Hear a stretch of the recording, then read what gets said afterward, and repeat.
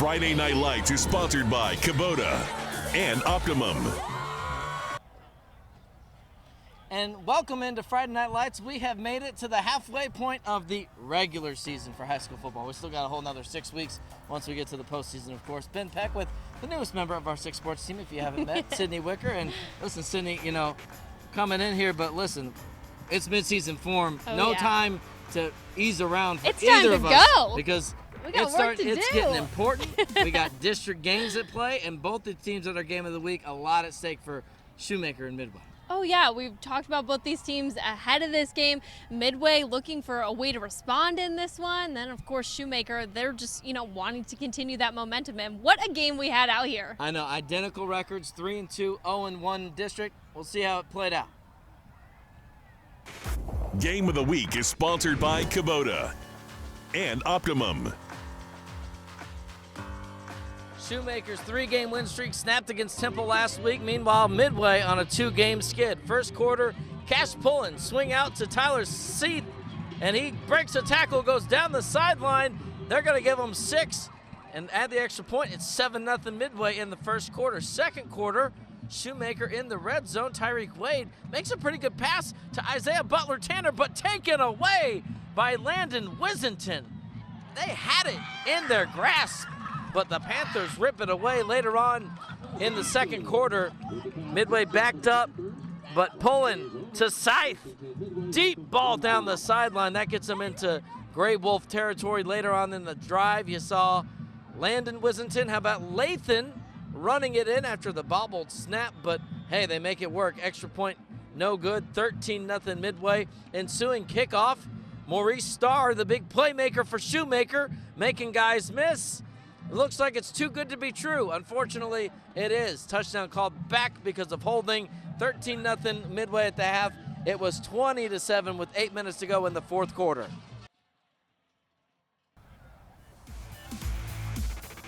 And the final score, 27-7. Waiting to hopefully talk to Coach Joe Gillespie after picking up his first district win as the head coach for the Midway Panthers. But Sydney, they seemed like they were just in control of this game all night, and you got to think as a defensive-minded guy, Joe Gillespie had to appreciate that performance. Oh, yeah, absolutely. But props to the offense for finally getting the ball moving. A little slow to start things off, but they got in their groove, and to get a big win like this, especially in district play, their first district win of the season, it's got to feel pretty good. Yeah, they connected on some big passes. That certainly helped, and had a great evening here at Panther Stadium. But you know what? We had a great evening last night. How about Thursday? Lampasas, Lorena, out at Badger Stadium. We'll show you how that one played out under the Thursday night lights. Lorena 1-3, but they've played some elite competition. Meanwhile, Lampasas only one loss on the season.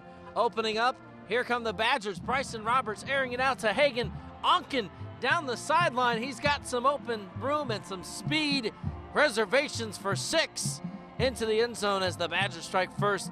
7-0, dapping up the fans in the end zone. Later on, though, Jackson Blancett over the middle to Sloan Blackwell. Big first down for the Leopards. And then later on, still in the first quarter, Blancett runs it in, punches it in. We're all tied up at 7 apiece. Lorena trying to get back to work on offense later on, but the Badger defense ready to work. You saw the construction suits for the students. Well, they were going to work on the field too. Sean Smith with the interception off the deflection. That led to a field goal. It was 17-7 at the half. Ultimately at the end, Lampasas prevails 24-13.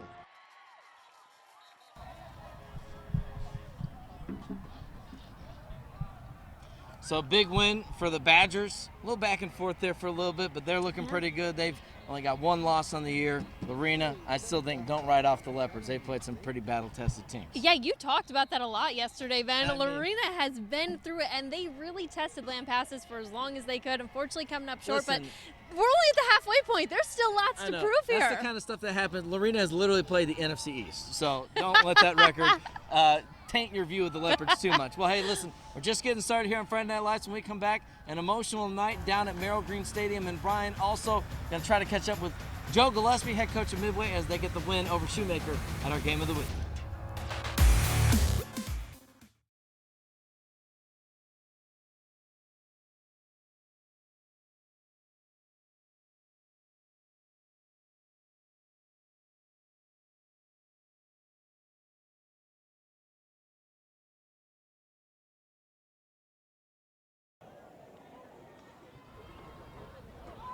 I just asked what's the plan.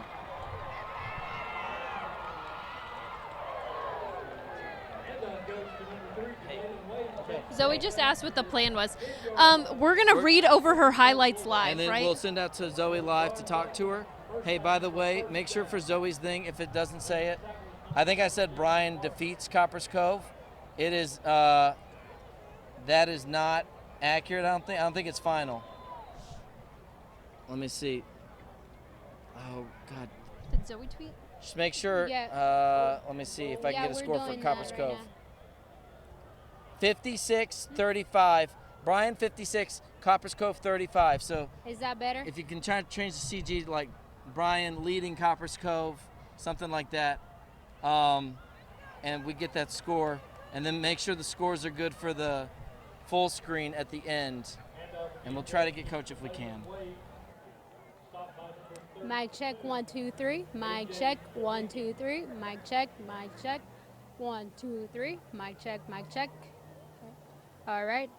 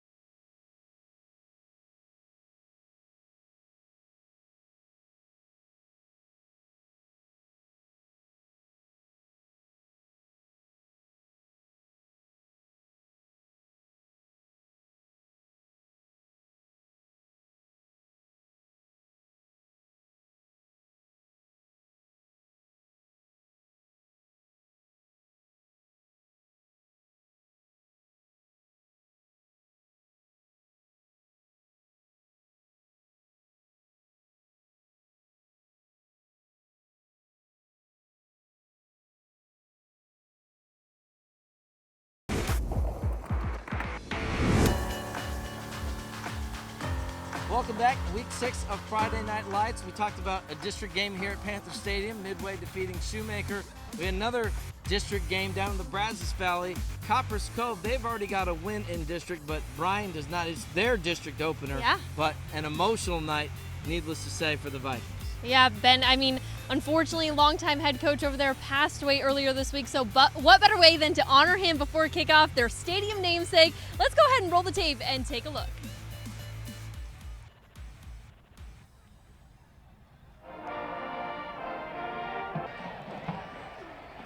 Head coach Merrill Green served there for 20 years. He passed away on Sunday, but they honored him with a helmet sticker and so much more. You can see the Vikings paying tribute to him well there, getting on the board first, staying in the first. Vikings ball. Turner escapes out of the pocket here. He's going to find Terrence Lewis. He turns it up the field and flies down the sidelines. We got a house call, Ben.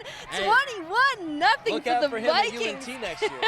All right, second quarter. Here comes the Dogs. KJ Ziegler takes the handoff and punches it in for the score. 21-7 Vikings.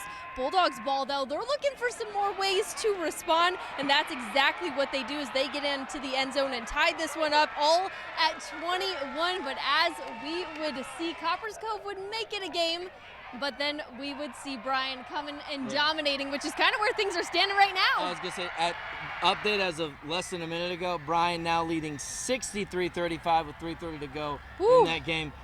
I was talking about it with you before we did the show. Bryan has not played in a game where either them or the opponent has scored at least 22 points. Like, they've always scored at least 22 points. So that's kind of what you sign up for. Defense optional, but hey, the Vikings, as we saw, they have that firepower. They sure do, and that's what we're seeing right now. Their defense finally, it seems like, getting some kind of answers there as they're able to make things work. But we're not out there, so why don't we toss it to someone who is? Yes, Zoe Del Rosario. She joins us from Merrill Green Thank Stadium. you so much, Very Sydney. special Yeah, place the game might not. Thank you so much, Ben and Sydney. The game might not be officially over, but it's pretty much over. The Vikings are up 63-35 at home with 3 minutes and 25 seconds left in the fourth quarter. It's been a great game for them and a very special night honoring the great Merrill Green here for the Vikings. They're set to get that first district win in the district opener. Again, 3 minutes left, 63-35. I'll send it back to you guys. It's been a great one here. Mark was winning.